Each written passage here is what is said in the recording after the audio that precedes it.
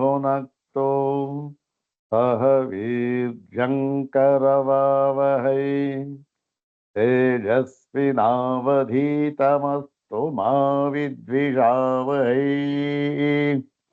ओम शांति शांति शांति। ओम नारायणं पद्मभुवं वसिष्ठं शक्तिं च तत्पुत्रपराशरं च व्यासं सुखं गौडपदं महान्तं गोविन्दयोगीन्द्रमथस्य शिष्यं श्रीशङ्कराचार्यमथस्य पद्मपादं च हस्तामलकं च शिष्यम् तोटकं वार्तिककारमन्यान् अस्मद्गुरून् सन्ततमानतोऽस्मि शङ्करं शङ्कराचार्यं केशवं बादरायणं सूत्रभाष्यकृतौ वन्दे भगवन्तौ पुनः पुनः सूत्रभाष्यप्रणेतारौ वेदान्ताभ्यप्रभाकरौ वन्दे परस्परात्मानौ बादरायणशङ्करौ श्रुतिस्मृतिपुराणानाम् आलयं करुणालयं नमामि भगवत्पादं शङ्करं लोकशङ्करम् नमामि भगवत्पादशङ्करं लोकशङ्करम् वन्दे तं सच्चिदानन्दं यतिवर्यं महामतिं वेदवेदान्तसारज्ञं सद्गुरुं प्रणतोऽस्म्यहम् सदाशिवसमारम्भां शङ्कराचार्यमध्यमाम् अस्मदाचार्यपर्यन्तां वन्दे गुरुपरम्पराम्।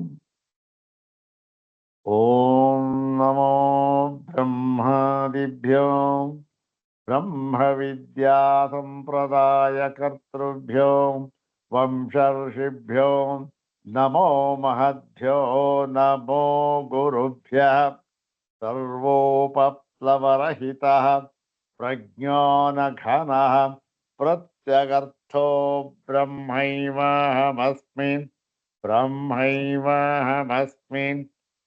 अधीहि भगवो ब्रह्म श्रीमच्छङ्कर भगवत् पूज्यपादमहासद्गुरुभ्यो नमः। श्री श्री सच्चिदानन्देन्द्र सरस्वती सद्गुरुभ्यो नमः। यो ब्रह्माणं विदधाति पूर्वं यो वै वेदांश्च प्रहिणोति तस्मै ब्रह्मदेवमात्मबुद्धिप्रकाशम् मुमुक्षुर्वै शरणमहं प्रपद्ये। ॐ शान्ति शान्ति शान्तिः।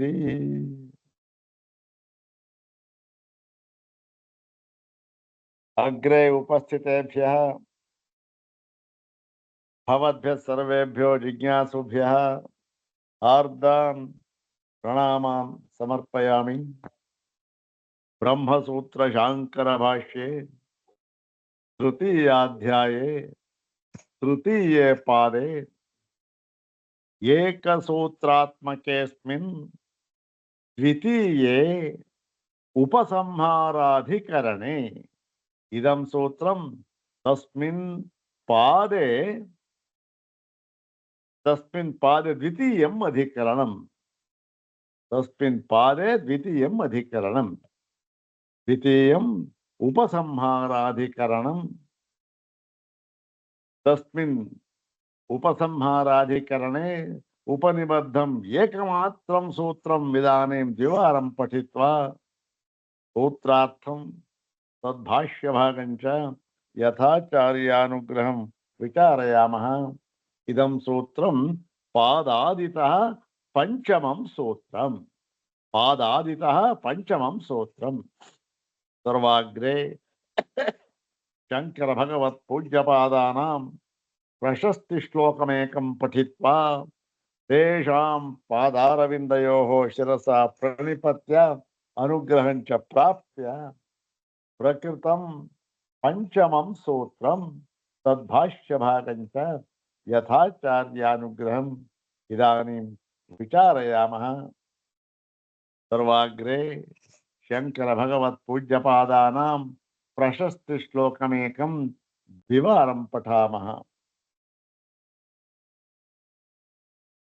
ಓಂ ವಿಜ್ಞಾನಶೂನ್ಯವಾದೌ ತೌ ತೌ ಗತೌ ಶ್ರುತ್ಯಸಮ್ಮತೌ ಖಂಡಿತೌ ಯೇನ ತಂ ವಂದೇ ಶಂಕರಂ ಶಾಂತಮಾನಸಂ.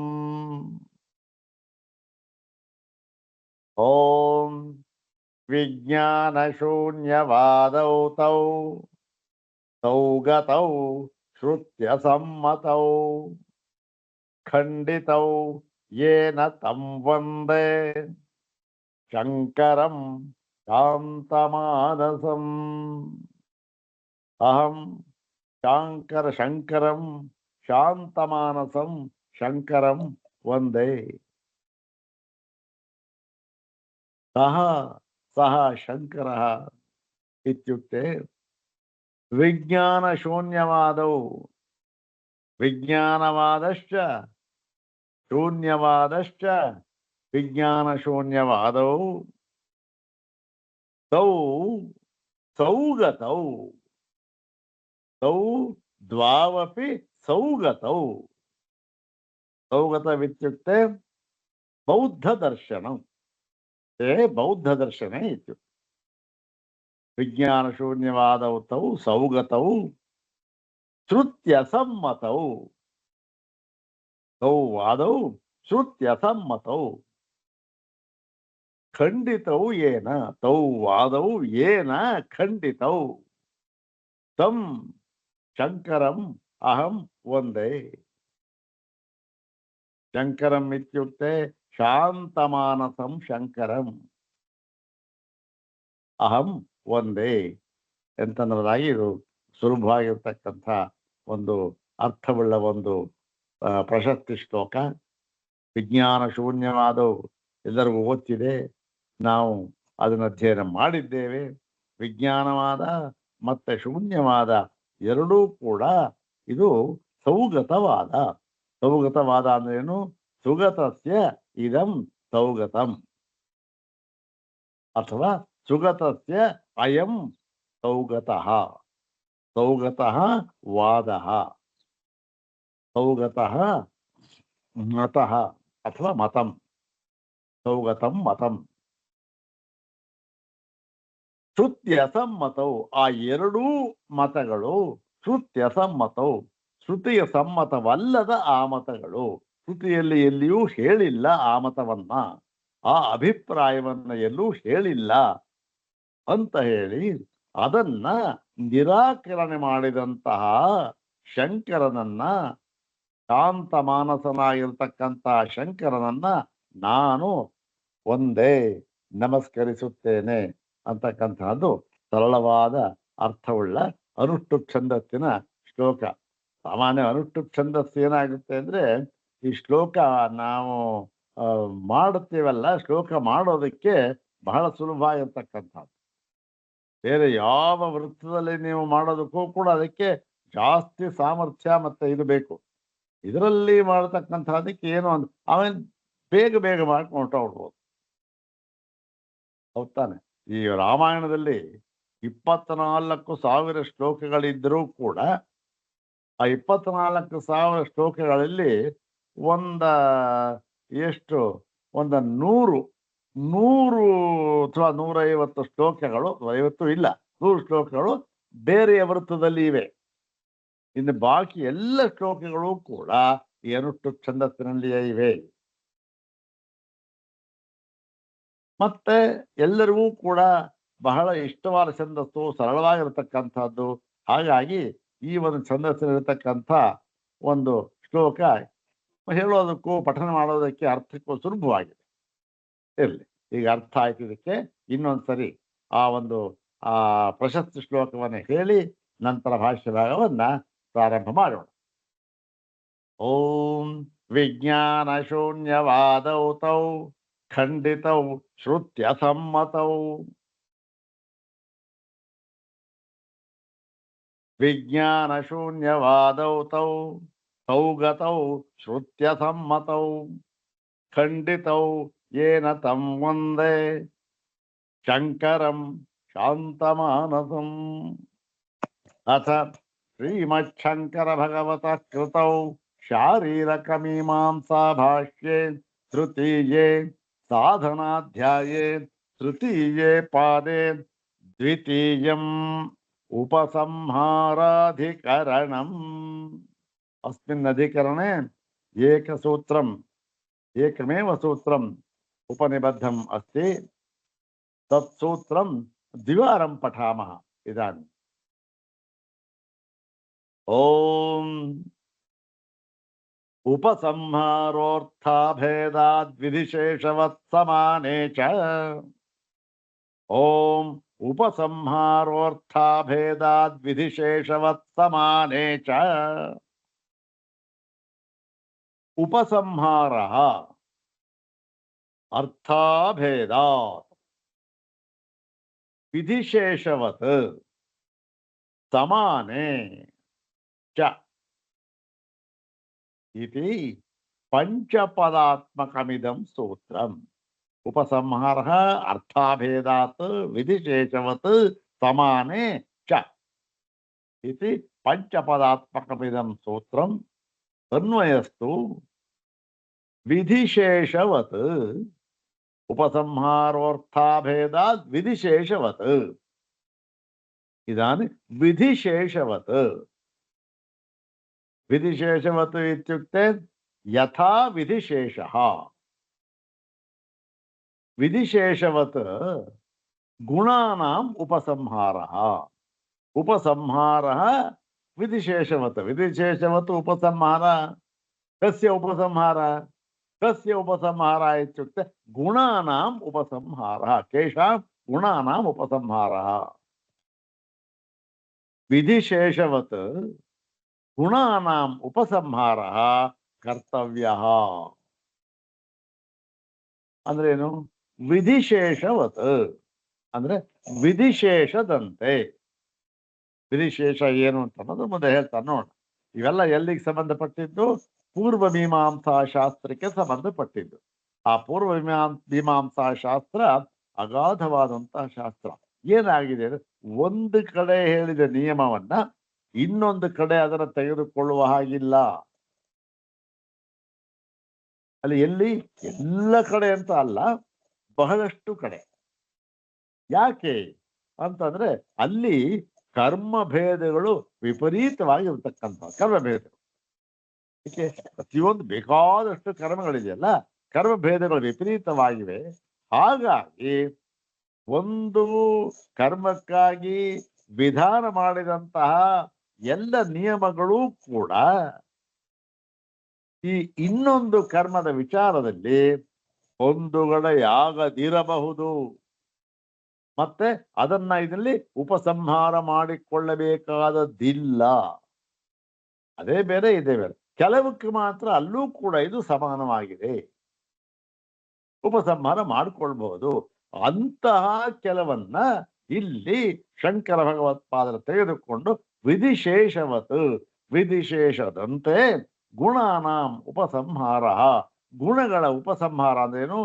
ಒಂದು ಕರ್ಮಕ್ಕೆ, ಒಂದು ವಿದ್ಯೆಗೆ ಒಂದು ಗುಣವನ್ನ ಹೇಳಿದ್ದಾರೆ. ಅಲ್ಲಿ ವಿದ್ಯೆಯಲ್ಲಿ ಆ ದೇವತೆ ಆ ಕೆಲವೊಂದು ಗುಣವನ್ನು ಹೇಳಿದ್ದಾರೆ. ಇನ್ನೊಂದು ಕಡೆ ಇನ್ನೊಂದು ಗುಣ ಹೇಳಿದ್ದಾರೆ. ಹೇಳಿದ್ದರೂ ಕೂಡ ಅಲ್ಲಿ ಹೇಳಿರತಕ್ಕಂಥ ಗುಣಗಳನ್ನ ಇಲ್ಲಿಯೂ ಕೂಡ ಉಪಸಂಹಾರ ಮಾಡಿಕೊಳ್ಳಬೇಕು. ಅಂದ್ರೆ ಇಲ್ಲೂ ಕೂಡ ತೆಗೆದುಕೊಂಡು ಅದನ್ನ ಆ ನಿಯಮ ಅಂತ ಇಟ್ಕೊಳ್ಬೇಕು. ಇಲ್ಲಿ ಇದು ಈ ಪೂರ್ವಮೀಮಾಂಸಾ ಒಂದು ನ್ಯಾಯ ಇದೆ. ನ್ಯಾಯ ಅಂತ ಅನ್ನೋದಕ್ಕಿಂತ ಒಂದು ಅದು ಹೇಳಿದ್ದಾರೆ. ನ್ಯಾಯ ಅಂದ್ರೆ ಪೂರ್ತಿ ಆಗ್ಬಿಡುತ್ತೆ, ನ್ಯಾಯವೇನು. ಯಾಕೆ? ಎಲ್ಲ ಕಡೆ ಹಾಗಿಲ್ಲ, ಬಹಳಷ್ಟು ಕಡೆ ತಗೊಳ್ಳೋ ಹಾಗೆ ಇಲ್ಲ. ಆದ್ರೆ ಕೆಲವು ಕಡೆ ಏನಾಗಿದೆ, ಈ ತಗೊಳ್ಬಹುದು ಅಂತಕ್ಕಂಥ ನಿಯಮವನ್ನು ಕೂಡ ಮಾಡಿದ್ದಾರೆ. ಅದನ್ನ ಇಟ್ಟುಕೊಂಡು ಶಂಕರ ಭಗವತ್ತ ಹೇಳ್ತಾರೆ, ನೋಡಪ್ಪ, ಆ ವಿಧಿಶೇಷದಂತೆ ಗುಣಗಳ ಉಪಸಂಹಾರ ಅದೇನು, ಇಲ್ಲಿರ್ತಕ್ಕಂಥ ಗುಣ ಅಲ್ಲಿಂದ, ಅಲ್ಲಿಂದ ಇರ್ತಕ್ಕಂಥ ಗುಣ ಇಲ್ಲಿಗೆ ತೆಗೆದುಕೊಂಡು ಬಂದು ಉಪಸಂಹಾರ. ಉಪಸಂಹಾರ ಎಳ್ಕೊಳ್ಳೋದು ಅಂತ ಅರ್ಥ. ತೆಗೆದುಕೊಂಡು ಬಂದು ಅದನ್ನ ನಾವು ಕರ್ಮವನ್ನು ಮಾಡಬೇಕು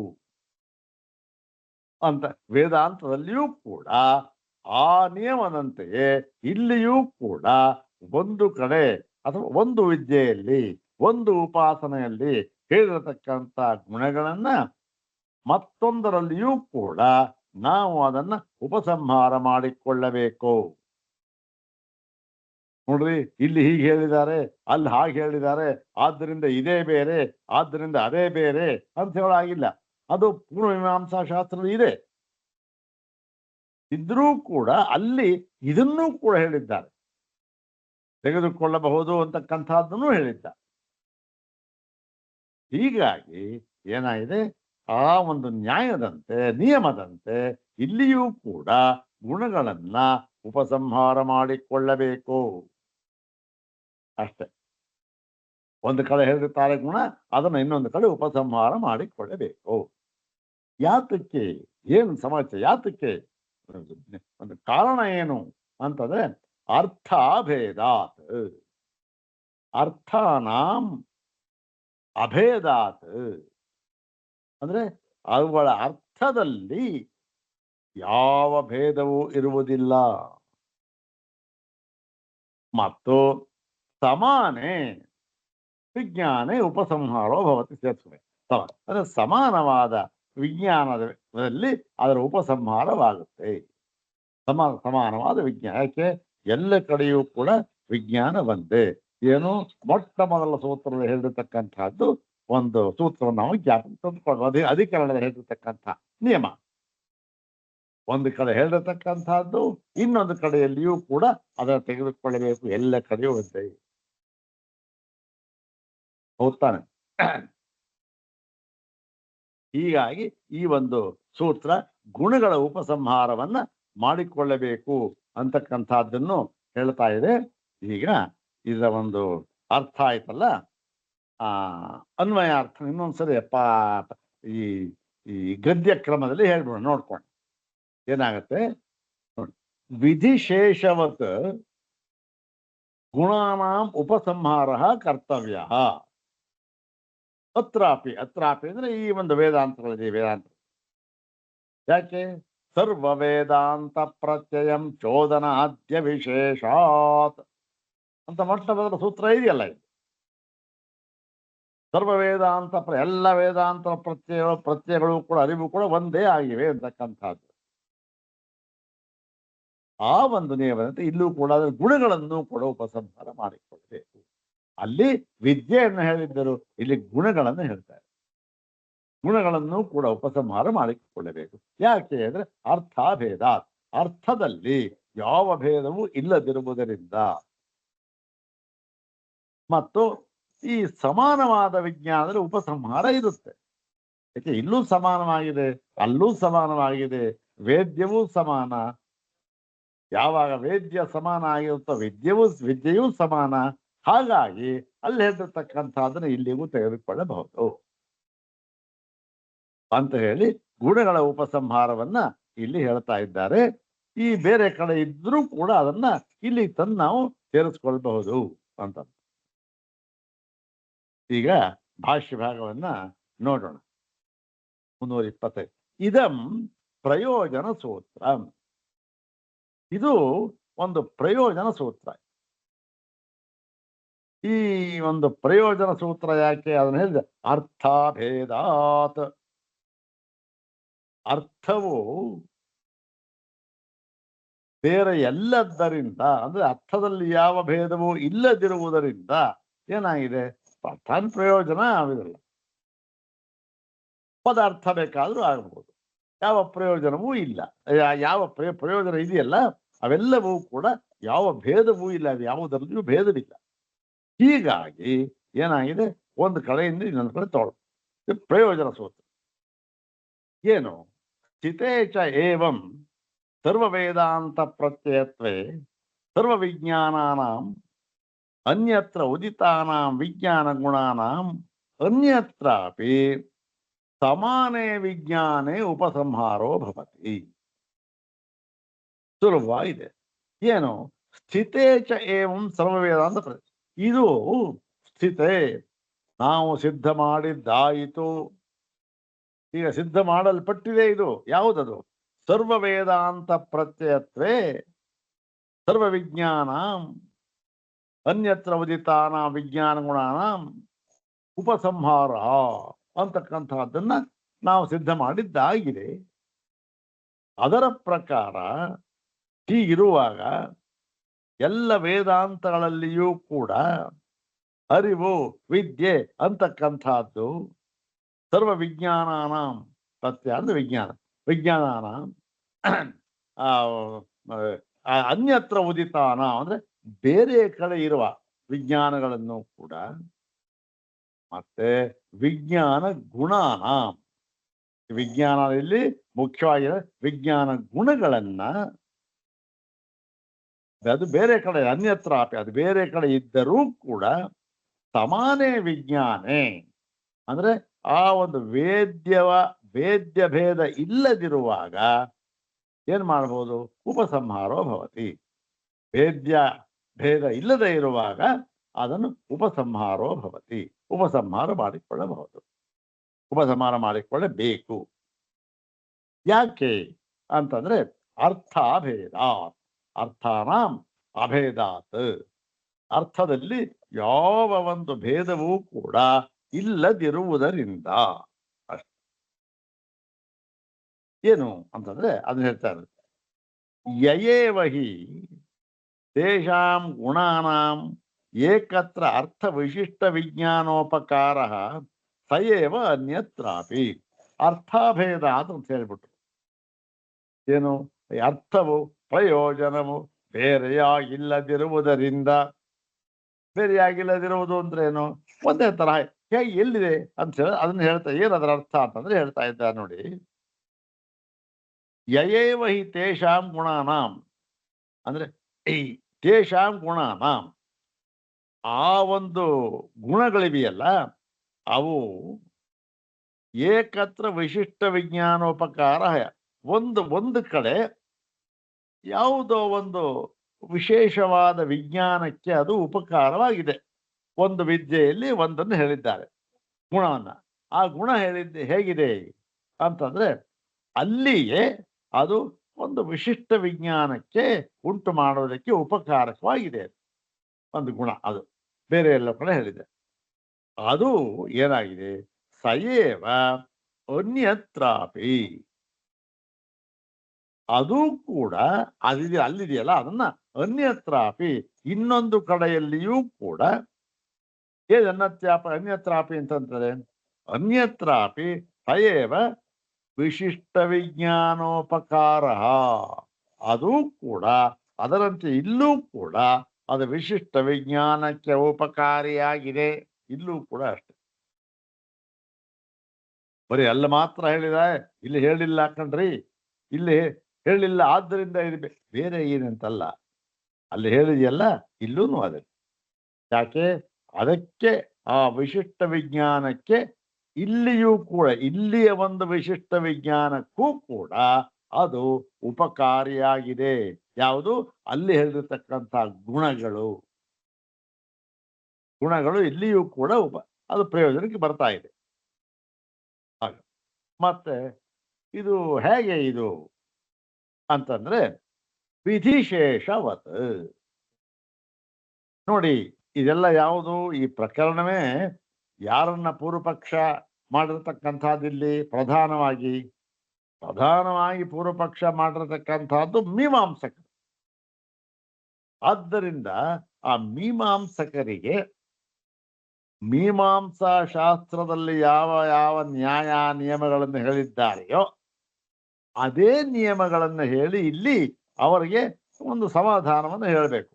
ಯಾಕೆಂದ್ರೆ ಬೇರೆ ನಿಯಮ, ಬೇರೆ ಸೂತ್ರ, ಬೇರೆ ಒಂದು ವಿಧಾನ ಹೇಳಿದ್ರೆ ಅವರಿಗೆ ಅದು ಒಪ್ಪಾಗೋದಿಲ್ಲ. ಈಗ ನೋಡಿ, ನಾವು ವೇದ ಪ್ರಮಾಣಂ ಅಂತ ಹೇಳ್ತೀವಿ. ಏನು ವೇದಾಹ ಪ್ರಮಾಣಂ. ಇಲ್ಲಿ ವೇದಾಹ ಪ್ರಮಾಣಾನಿ ಅಂತ ಹೇಳ್ತಾರೆ. ಆದರೂ ಕೂಡ ವೇದಾಹ ಅಂತಕ್ಕಂತಹದ್ದು ಪುಲ್ಲಿಂಗ. ನಾವು ಪ್ರಮಾಣಂ ಅಥವಾ ಪ್ರಮಾಣಾನಿ ಅಂತ ಹೇಳ್ಬಿಟ್ರೆ ಅದ್ಯಾವುದದು ನಪುಂಸಕಲಿಂಗ. ಅದೇಗಾಯ್ತು ವೇದ ಪುಲ್ಲಿಂಗ, ಇದು ನಪುಂಸಕಲಿಂಗ ಆಗ್ಬಿಟ್ರೆ ಅಂದ್ರೆ ಈ ಪ್ರಮಾಣ ಅಂತಕ್ಕಂಥದ್ದು ಇದೆಯಲ್ಲ, ಪ್ರಮಾಣ ಶಬ್ದ ಅದು ಯಾವತ್ತಿಗೂ ಕೂಡ ಯಾವುದೇ ಸಂದರ್ಭದಲ್ಲಿಯೂ ಕೂಡ ನಿತ್ಯ ನಪುಂಸಕಲಿಂಗ ರೂಪದಲ್ಲಿಯೇ ಅದರ ವಿನಿಯೋಗ. ಅಷ್ಟೆ. ಯಾವತ್ತು ಏನೇ ಇರಲಿ, ಯಾವುದು ಅದಕ್ಕೆ ವಿಶೇಷಣ ಎಲ್ಲ ಬೇರೆ ಯಾವ ಲಿಂಗದಲ್ಲೇ ಇದ್ರೂ ಕೂಡ ಅದು ಮಾತ್ರ ಪ್ರಯೋಗ ಎಲ್ಲಿ ನಪುಂಸಕಲಿಂಗ ರೂಪದಲ್ಲೇ ಪ್ರಯೋಗ ಅದು. ಹಾಗಾಗಿ ಈ ಪ್ರಮಾಣಂ ಅಂತ ಹೇಳಿದ್ರು. ಈ ಪ್ರಮಾಣಂ ಅಂತಕ್ಕಂತ ಹೇಳಿದ್ದು ಇಲ್ಲಿ ಒಂದು ಪ್ರಮಾಣಂ ಅಂತ ಈ ಯಾವುದದು ಏಕವಚನ ಪ್ರಯೋಗ ಮಾಡಿದ್ರೆ ಸಾಕು.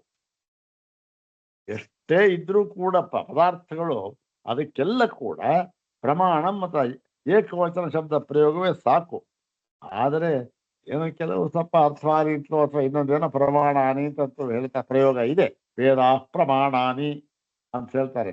ಆದರೂ ಕೂಡ ಬಹಳಷ್ಟು ಕಡೆ ಈ ಹಳೆಯ ಈ ಒಂದು ಭಾಷ್ಯ ಗ್ರಂಥಗಳೆಲ್ಲ ಕೂಡ ವೇದ ಪ್ರಮಾಣಂ ಅಷ್ಟೇ ಇದೆ. ನಾವು ಅದನ್ನೇ ಅನುಸರಿಸೋಣ. ಈ ವೇದ ಪ್ರಮಾಣವಾಗಿದೆ. ವೇದವು ಪ್ರಮಾಣವಾಗಿದೆ ಅಂತ ಹೇಳಿದ್ರೆ ಏನರ್ಥ? ಯಾರಿಗೆ ಪ್ರಮಾಣವಾಗಿದೆ? ಯಾರಿಗೆ ಪ್ರಮಾಣವಾಗಿದೆ ಅಂದ್ರೆ ಯಾರು ವೇದವನ್ನು ನಂಬುತ್ತಾರೋ, ವೇದದಲ್ಲಿ ಹೇಳಿರತಕ್ಕಂತಹ ಎಲ್ಲವನ್ನೂ ಕೂಡ ಅವರು ಆಚರಣೆ ಮಾಡಿ ನಂಬಿ ಆಚರಣೆ ಮಾಡ್ತಾರೋ ಅವರಿಗೆ ಅನ್ವಯಿಸ್ತಕ್ಕಂಥದ್ದು. ವೇದವನ್ನೇ ನಂಬದೇ ಇರೋರಿಗೆ ನೀವು ವೇದ ಪ್ರಮಾಣ ಅಂದ್ಬಿಟ್ರೆ ಅಯ್ಯಯ್ಯೋ ವೇದ ಪ್ರಮಾಣ ನಮ್ಮ ಅದೆಲ್ಲ ಕಂಡ್ರೆ. ಈಗ ಉದಾಹರಣೆ ನೋಡಿ, ಬೌದ್ಧರನ್ನ ಅಲ್ಲಿ ಖಂಡನೆ ಮಾಡಿದ್ರು. ಇಲ್ಲಿ ಸಮುದಾಯ ಉಭಯ ಹೇತು ಚೇತದ ಪ್ರಾಪ್ತಿ. ಅಲ್ಲಿಂದ ಸುಮಾರು 15 ಸೂತ್ರಗಳಲ್ಲಿ ಅದನ್ನ ನಿರಾಕರಣೆ ಮಾಡಿದ್ರು. ನಿರಾಕರಣೆ ಮಾಡುವಾಗ ಭಗವತ್ಪಾದರು ಏನ್ ಮಾಡಿದ್ರು ನೋಡ್ರಿ, ವೇದಗಳಲ್ಲಿ ಈ ತರ ಹೇಳಿದ್ದೆ, ವೇದಗಳಲ್ಲೂ ಹೇಳಿದೆ ಅಂತ ಹೇಳಿರಬಹುದು. ಆದರೆ ನೋಡಿ ಅದನ್ನ ನಾವು ಪ್ರಮಾಣವಾಗಿ ಇಟ್ಟುಕೊಂಡು ನಿಮಗೆ ಹೇಳ್ತಾ ಇದ್ದೇವೆ ಅನ್ನೋದು ಹೇಳಿದ್ದೆ. ಯಾಕೆ ಅದನ್ನ ಪ್ರಮಾಣವಾಗಿ ಇಟ್ಕೊಂಡು ನಮ್ಗೆ ಯಾಕೆ ಹೇಳ್ತೀರ ಸ್ವಾಮಿ? ಅದನ್ನ ನೀವು ಇಟ್ಕೊಳ್ಳಿ. ಯಾಕೆ ನಿಮಗೆ ಪ್ರಮಾಣ, ಅದು ನಿಮಗೆ ನಂಬಿಕೆ ಇದೆ ವೇದದಲ್ಲಿ, ನಮಗೆ ನಂಬಿಕೆ ಇಲ್ಲ, ನಾವು ವೇದಗಳನ್ನು ನಂಬೋದಿಲ್ಲ. ಹಾಗಾಗಿ ನಮಗೆ ಆ ಪ್ರಮಾಣವೇ ಅಲ್ಲ. ಯಾವುದು ಪ್ರಮಾಣ ಅದನ್ನ ಹೇಳಬೇಕು ಅಲ್ವಾ? ಹಾಗಾಗಿ ಏನಾಗಿದೆ ಇಲ್ಲಿ, ಈ ಮೀಮಾಂಸಾ ದರ್ಶನದಲ್ಲಿ ಯಾವ ಯಾವ ಯುಕ್ತಿಗಳನ್ನ ಯಾವ ಯಾವ ಪ್ರಮಾಣಗಳನ್ನ ಅಂತ ಹೇಳಿದ್ದಾರೋ ಅದೇ ಪ್ರಮಾಣಗಳನ್ನ ಇಟ್ಕೊಂಡು ನಾವು ನಿರಾಕರಣೆ ಮಾಡಬೇಕು. ಆದ್ದರಿಂದ ಅದನ್ನೇ ಇಲ್ಲಿ ಮಾಡ್ತಾ ಇರ್ತಕ್ಕಂಥದ್ದು ಏನಂತ ಹೇಳಿದ್ದಾರೆ, ವಿಧಿಶೇಷವತ್. ನೋಡಪ್ಪ, ವಿಧಿಶೇಷದಂತೆ ಏನಾಗಿದೆ? ವಿಶೇಷ ಅಂದ್ರೆ ಅಲ್ಲಿ ಹೇಳಿರತಕ್ಕಂಥದ್ದನ್ನ, ಅಂದ್ರೆ ಅಲ್ಲಿಂದ ಬೇರೆ ಒಂದು ಕಡೆ ಹೇಳಿರತಕ್ಕಂಥ ಗುಣಗಳನ್ನ ಮತ್ತೊಂದು ಕಡೆಯಲ್ಲಿಯೂ ಕೂಡ ಉಪಸಂಹಾರ ಮಾಡಿ ತಿಳಿಯಬೇಕು ಎಂಬುದಾಗಿ ಮೀಮಾಂಸಾ ಶಾಸ್ತ್ರದಲ್ಲೇ ಹೇಳಿಬಿಟ್ಟಿದೆ. ಅದರಂತೆ ಇದನ್ನು ನಾವು ಕೂಡ ಅನ್ವಯಿಸ್ಕೋಬೇಕಿದೆ ಅಷ್ಟೆ. ಇಲ್ಲಿ ಭಗವತ್ಪಾದ ಶಂಕರ ಎಲ್ಲೆಲ್ಲಿ ತಮ್ಮ ಸಿದ್ಧಾಂತ ಸಮರ್ಥನೆಗೆ ಅದು ಯಾವುದೇ ಶಾಸ್ತ್ರ ಇರಲಿ, ಯಾವುದೇ ದರ್ಶನ ಇರಲಿ, ಅದು ಒಂದು ಪಕ್ಷ ವೇದಾಂತ ಶಾಸ್ತ್ರಕ್ಕೆ ಅನುಕೂಲವಾಗಿದೆ ಅಂತ ಆದರೆ ಅದನ್ನು ಬಿಟ್ಟಿಲ್ಲ ಶಂಕರ ಭಗವತ್ಪಾದ. ಅದನ್ನೆಲ್ಲ ತಗೊಂಡಿದ್ದಾರೆ. ಅನುಕೂಲಕರ ಅಂತ ಆದಾಗ, ಇಲ್ಲ ಪ್ರತಿಕೂಲಕರ ಅಂತ ಆದಾಗ ಅದರ ನಿರಾಕರಣೆ ಕೂಡ ಮಾಡಿದ್ದಾರೆ.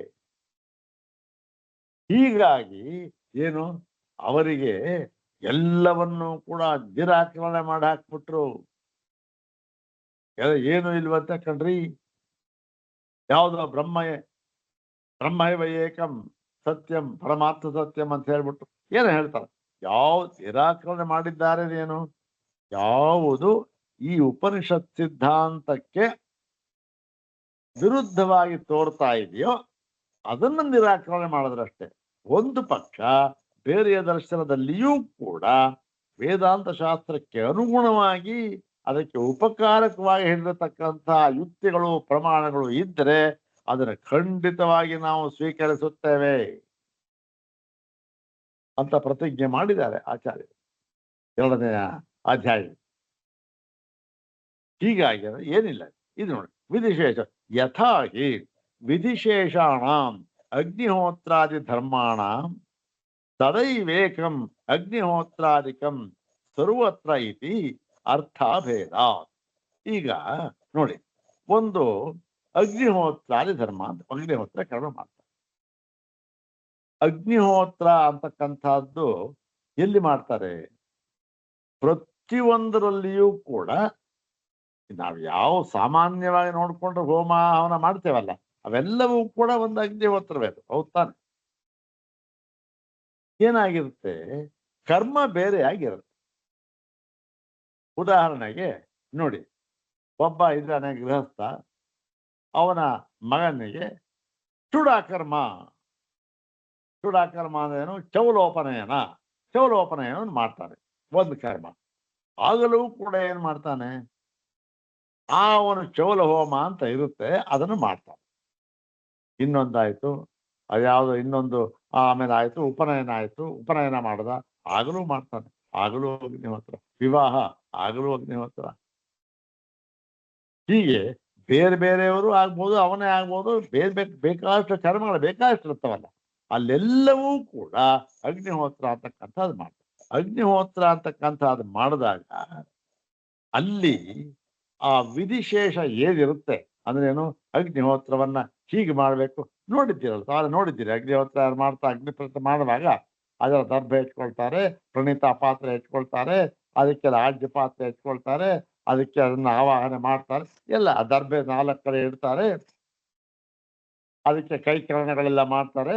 ಇದೆಯಲ್ಲ, ಅವೆಲ್ಲವೂ ಕೂಡ ಏನಾಗಿದೆ, ಕರ್ಮಗಳು ಇಲ್ಲಿಯಾದರೂ ಹೇಳಿರ್ಲಿ, ಇನ್ನೊಂದು ಕಡೆ ಆದರೂ ಹೇಳಿರ್ಲಿ, ಎಲ್ಲಾದರೂ ಹೇಳಿರ್ಲಿ, ಅವೆಲ್ಲವೂ ಕೂಡ ಒಂದು ಕಡೆ ಏನ್ ಹೇಳಿದೆ ಅದನ್ನೇ ಇನ್ನೊಂದು ಕಡೆಯಲ್ಲಿಯೂ ಮಾಡ್ತಾರೆ. ಅದರಲ್ಲಿ ಯಾವ ಭೇದವೂ ಇಲ್ಲ. ಯಾಕೆ ಅಂತಂದ್ರೆ ಅರ್ಥ ಭೇದ. ಅಲ್ಲಿಯೂ ಕೂಡ ಪ್ರಯೋಜನಗಳಲ್ಲಿ ಭೇದವಿಲ್ಲ, ಪ್ರಯೋಜನ ಒಂದೇ. ಅದು ಯಾವುದೇ ಕರ್ಮ ಆಗಲಿ, ಅದರಿಂದ ಆಗಬೇಕಾದ ಪ್ರಯೋಜನ ಅಂತ ಏನಿದೆಯಲ್ಲ ಅದು ಒಂದೇ. ಇದರಿಂದ ಈ ಅಗ್ನಿಹೋತ್ರ ಪ್ರಯೋಜನ ಆಗ್ಬೇಕಷ್ಟೆ. ಹಾಗಾಗಿ ಏನಾಗಿದೆ, ಪ್ರತಿಯೊಂದರಲ್ಲಿಯೂ ಕೂಡ ಆ ಅಗ್ನಿಹೋತ್ರ ಅಂತಂದ್ರೆ ಅಲ್ಲಿ ಬೇಕಾಶ ವಿಧಿ ಇದೆ, ಅದನ್ನ ಟೈಮ್ ಆಗೋಯ್ತು. ಏನು ಅಲ್ಲಿ ಪ್ರತಿಯೊಂದು ಕೂಡ ಆ ಒಂದು ವಿಧಿ ಮಾತ್ರ ಎಲ್ಲದರಲ್ಲೂ ಕೂಡ ಸಮಾನವಾಗಿರ್ತಕ್ಕಂಥ. ಏನ್ ಮಾಡಿದ್ದಾರೆ ಇಲ್ಲಿ ಏನ್ ಹೇಳಿದೆ ಅದನ್ನೇ ಅಲ್ಲಿ ಹೇಳಿರ್ತಕ್ಕಂಥ. ಇಲ್ಲಿ ಅಗ್ನಿಹೋತ್ರ ಮಾಡ್ತಾನೆ ಈ ಕರ್ಮದಲ್ಲಿ, ಇನ್ನೊಂದು ಕರ್ಮದಲ್ಲಿ ಯಾವ ಅದನ್ನ ಇಲ್ಲಿ ಮಾಡಿದ್ದನ್ನೇ ಅದನ್ನು ತಗೊಳ್ಳಿ. ಹೀಗೆ ವಿಧಿಶೇಷವದಿ ಅಗ್ನಿಹೋತ್ರ ತಡ ಏಕಂ ಅಗ್ನಿಹೋತ್ರಾದಿಕಂ, ಅದು ಒಂದೇ ಅಗ್ನಿಹೋತ್ರಾದಿ, ಒಂದಕ್ಕೆ ಸಂಬಂಧಪಟ್ಟಿದೆ. ಅದು ಸರ್ವತ್ರ ಐತಿ, ಎಲ್ಲ ಕಡೆಯಲ್ಲಿಯೂ ಕೂಡ ಒಂದೇ ನಿಯಮ, ಒಂದೇ ಅಗ್ನಿಹೋತ್ರ, ಅದೇ ಗುಣ, ಅದೇ ಇದು. ಒಂದು ಕಡೆ ಎಲ್ಲ ಕಡೆಯೂ ನಾವು ಉಪಸಂಹಾರ ಮಾಡ್ಕೋಬೇಕಂತ. ವಿಧಿ ಅಗ್ನಿಹೋತ್ರ ತಡ ಏಕಂ ಅಗ್ನಿಹೋತ್ರಾದಿಕಂ ಸರ್ವತ್ರ ಐತಿ ಅರ್ಥಾಭೇದಾತ್. ಇಲ್ಲೇ ಕೊಟ್ಟಿದೆ ಉಪಸಂಹರಣಂ, ಅದನ್ನು ಉಪಸಂಹಾರ ಮಾಡಿಕೊಳ್ಳಬೇಕು. ಏವಂ ಇಹಾಪಿ, ಅದೇ ರೀತಿ ಇಲ್ಲಿಯೂ ಕೂಡ ಅಂಥೇಳಿ ಈಗ ಒಂದು ವೇಳೆ ಉಪಸಂಹಾರ ಮಾಡಿಕೊಳ್ಳ ಅಲ್ಲೇ ಬೇರೆ ಇಲ್ಲೇ ಬೇರೆ ನಿಯಮ ಅಂತ ಹೇಳಿದ್ದಾರೆ ಅಂತ ನಾವು ಅರ್ಥ ಮಾಡಿದರೂ ಕೂಡ ಏನಾಗುತ್ತೆ ಗೊತ್ತ, ಹಾಗಾಗ್ಬಿಟ್ರೆ ಯದಿ ವಿಜ್ಞಾನ ಭೇದೋ ಭವೇತ್. ನೋಡಿ, ವಿಜ್ಞಾನ ಭೇದ ಅಂತ, ಈ ವಿಜ್ಞಾನ ಭೇದ ಅಂದ್ರೆ ಅರಿವು, ಒಂದು ಪ್ರಯೋಜನ ಅರಿವು ಇದೆ ಅಂತ, ಇಲ್ಲಿ ಇರ್ತಕ್ಕಂಥ ಒಂದು ಅರಿವೇ ಬೇರೆ, ಅಲ್ಲಿ ಅರಿವೇ ಬೇರೆ ಅಂತ ಆಗಿಬಿಟ್ಟರೆ ತತಃ ವಿಜ್ಞಾನಾಂತರ ನಿಬದ್ಧತ್ವಾತ್, ಈ ಒಂದು ಕರ್ಮ ಏನಿದೆ ಇಲ್ಲಿ ವಿದ್ಯೆಗೆ ಸಂಬಂಧಪಟ್ಟಿದೆ, ಅಲ್ಲಿಯ ಕರ್ಮ ಏನಾಗಿದೆ, ಅಲ್ಲಿಯ ವಿದ್ಯೆಗೆ ಸಂಬಂಧಪಟ್ಟಿದೆ. ಇಲ್ಲಿಯ ವಿದ್ಯೆಗೂ ಅಲ್ಲಿ ಚೌಲಕ್ಕೂ ಮತ್ತೆ ಉಪನಯನಕ್ಕೂ ವ್ಯತ್ಯಾಸ ಇದೆ. ಹೌದ್ ತಾನೆ? ಇಲ್ಲಿರತಕ್ಕಂಥ ಒಂದು ವಿಧಿವಿಧಾನಗಳೇ ಬೇರೆ, ಅಲ್ಲಿ ಮಾಡತಕ್ಕಂಥ ವಿಧಾನಗಳೇ ಬೇರೆ, ವಿವಾಹದಲ್ಲಿ ಮಾಡತಕ್ಕಂಥ ವಿಧಿವಿಧಾನಗಳೇ ಬೇರೆ ಬೇರೆ. ವಿಜ್ಞಾನಾಂತರ ನಿಬದ್ಧತ್ವಾತ್ ಗುಣಾನಾಂ ಪ್ರಕೃತಿ ವಿಕೃತಿ ಭಾವ ಅಭಾವಾಚ ನ ಸ್ಯಾತ್ ಉಪಸಂಹಾರ. ಹಾಗೊಂದು ವೇಳೆ ಆಗಿಬಿಟ್ಟಿದ್ದರೆ ಈ ಗುಣಗಳು ಏನಾಗುತ್ತೆ, ಅದರ ಪ್ರಯೋಜನ, ಅದರ ಗುಣ ಏನು, ಯಾವುದ ಗುಣ, ಯಾವ ಒಂದು ಗುಣವನ್ನು ಇಟ್ಟುಕೊಂಡು ನಾವು ಅಲ್ಲಿ ಮಾಡ್ತಾ ಅದೇನಾಗುತ್ತೆ, ಅದು ಪ್ರಕೃತಿ ವಿಕೃತಿ ಭಾವಾಚ. ಅದೇನು, ಒಂದು ಕಾರಣ ಅಂತ ಆಗಿಬಿಡುತ್ತೆ, ಇನ್ನೊಂದು ಅದರ ಒಂದು ಕಾರ್ಯ ಅಂತ ಆಗ್ಬಿಡುತ್ತೆ. ಪ್ರಕೃತಿ ಅಂದ್ರೆ ಕಾರಣ, ವಿಕೃತಿ ಅಂದ್ರೆ ಕಾರ್ಯ. ಅಲ್ಲಿ ಏನಾಗುತ್ತೆ, ಬೇರೆ ಬೇರೆ ಆಗಿಬಿಡುತ್ತೆ. ಹಾಗಾದ್ರೆ ಯಾವ್ದು ಪ್ರಕೃತಿ ಅಂತ ತಿಳಿಬೇಕು, ಯಾವ್ದು ವಿಕೃತಿ ಅಂತ ತಿಳಿಬೇಕು, ಅದು ಬೇರೆ ಆ ದೊಡ್ಡ ಕಥೆ ಅದು. ಹೀಗಾಗಿ ಏನಾಗುತ್ತೆ, ಹಾಗೆ ಆಗಿಬಿಡುತ್ತದೆ. ಏನು, ಇಲ್ಲಿ ಮಾಡಿದ ಅಗ್ನಿಹೋತ್ರ ವಿವಾಹದಲ್ಲಿ, ಅಲ್ಲಿ ಹೋಗಿ ಮಾಡಿದ ಮಾತ್ರ ಚೌಲದಲ್ಲಿ, ಅದು ಬೇರೆ ಇದು ಬೇರೆ ಅಂತ ಆಗಿಬಿಟ್ರೆ ಏನಾಗುತ್ತೆ, ಓ ಇಲ್ಲ ಕಂತ್ರಿ, ಇದು ಈ ಚೌಲದಲ್ಲಿ ಮಾಡ್ತೀವಿ, ಯಾಕೆ ಪ್ರಥಮ ಅದು, ಹೌದ್ ತಾನೆ, ಚೂಡಾಕನ ಪ್ರಥಮ ಮಾಡ್ತಾರೆ, ಅದು ಕಾರಣ. ಇದು ಮುಂದೆ ಅವ್ರಿಗೇನು ಸ್ವಲ್ಪ ಮಾಡೋದು ಅಲ್ಲಿಗೆ ಹೋಗ್ತಾ ಇಲ್ಲ, ಕಾರ್ಯ ಅಂತ ಆಯ್ತು.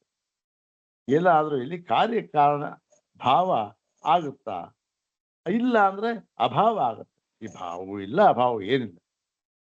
ಅಭಾವಾಚ ನ ಸ್ಯಾತ್ ಉಪಸಂಹಾರ. ಹಾಗಾಗಿ ಉಪಸಂಹಾರ ಮಾಡಿಕೊಳ್ಳುವುದಕ್ಕೆ ಆಗದೆ ಇರಬಹುದು. ಏನಿಲ್ಲ, ಅಲ್ಲೇ ಬೇರೆ ಇಲ್ಲೇ ಬೇರೆ, ಉಪಸಂಹಾರ ಹೇಗೆ ಮಾಡ್ಕೊ, ಅಷ್ಟೇ ಸಿಂಪಲ್ ಆಗಿ ಅರ್ಥ ಆಯ್ತು, ಮಾಡ್ಕೊಳಕ್ಕಾಗುದಿಲ್ಲ. ಮತ್ತು ವಿಜ್ಞಾನೈಕತ್ವೇ ತು ನೈವಂ ಇತಿ. ವಿಜ್ಞಾನೈಕತ್ವೇ ಅಂದ್ರೇನು, ವಿಜ್ಞಾನ ಒಂದೇ ಇರುವಾಗ ನೋಡಿ, ಈಗ ಗುಣ ಮತ್ತೆ ಪ್ರಯೋಜನ ಎರಡೂ ಕೂಡ ಒಂದೇ ಇದ್ದಾಗ ಏನಾಗುತ್ತೆ, ಇಲ್ಲಿಯೂ ತಗೋಬಹುದು, ಅಲ್ಲಿಯೂ ತಗೋಬಹುದು. ಈ ಉದಾಹರಣೆಗೆ ಈ ಅಗ್ನಿಹೋತ್ರ ಇಷ್ಟು ಕೊಟ್ಟಿದೆಯಲ್ಲ, ಅದೇ ತಗೋ. ಅಗ್ನಿಹೋತ್ರವನ್ನು ಅಗ್ನಿ ಸ್ಥಾಪನೆ ಮಾಡ್ತಾನೆ, ಅದರ ಮುಂದೆ ಅದನ್ನು ಹೋಮ ಮಾಡಿ ಕರ್ಮವನ್ನೆಲ್ಲ ಮಾಡ್ತಾರೆ ಅಲ್ವಾ. ಕರ್ಮವನ್ನೆಲ್ಲ ಮಾಡಿದಾಗ ಆ ಅಗ್ನಿಗೆ ಯಾವ ಒಂದು ಸ್ಥಾನ ಕೊಟ್ಟಿದ್ದಾರೆ, ಅದರ ಒಂದು ಗುಣ ಏನದು ಅಂದರೆ ಸಾಕ್ಷಿತ್ವ. ಅದೇ ಗುಣ, ಸಾಕ್ಷಿತ್ವ ಅಂತನೋ ಗುಣ. ನಾವು ನಮ್ಮ ಒಂದು ಸನಾತನ ಧರ್ಮಿಗಳು ಯಾವುದೇ ಕರ್ಮವನ್ನು ಮಾಡಿದರೂ ಕೂಡ ಅದಕ್ಕೆ ಸಾಕ್ಷಿ ಯಾರು, ಅಗ್ನಿಯೇ ಸಾಕ್ಷಿ. ಹೀಗಾಗಿ ನಮ್ಮ ಎಲ್ಲ ಕರ್ಮದಲ್ಲಿಯೂ ಕೂಡ ಅಗ್ನಿಯನ್ನು ಮಾಡ. ಈಗ ಈ ಪ್ರಯೋಜನ ಅಂತ ಇದೆಯಲ್ಲ, ಅದು ಅರ್ಥ, ಆ ಸಾಕ್ಷಿತ್ವ ಅಂತಕ್ಕಂಥ ಪ್ರಯೋಜನ ಅಗ್ನಿ ಸ್ಥಾಪನೆ ಮಾಡೋ ಪ್ರಯೋಜನ. ಅದರಲ್ಲಿ ಏನಾಗಿದೆ, ಯಾವುದೇ ಕರ್ಮ ಮಾಡಿದರೂ ಕೂಡ ಆ ಒಂದು ಸಾಕ್ಷಿತ್ವ ಅಂತ ಅನ್ನೋದ್ರಲ್ಲಿ ಯಾವ ಭೇದವೂ ಕೂಡ ಇಲ್ಲ. ಯಾವುದೇ ಕರ್ಮ ಮಾಡಲಿ ಅದಕ್ಕೂ ಸಾಕ್ಷಿತ್ವ ಆಗಿದೆ. ಈ ಉದಾಹರಣೆಗೆ ನೋಡಿ, ಹೋಮ ಹವನ ಇತ್ಯಾದಿಗಳೆಲ್ಲ ಯಾವುದು, ಸದಾಚಾರ ಕರ್ಮಗಳು, ಹೌದ್ ತಾನೆ.